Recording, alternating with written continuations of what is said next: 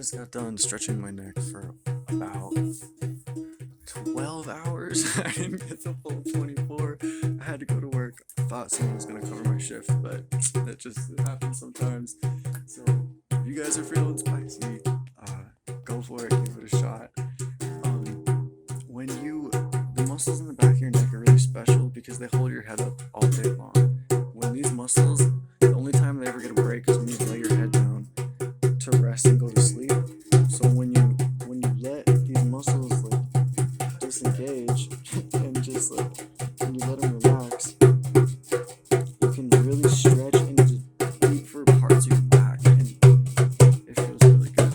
So I'm gonna get my 12 hours in some other time, but Henry, thanks for being here.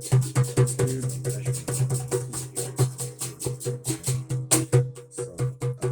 This guy's got a heart of gold, for real. So, anyways, we'll see you guys next time.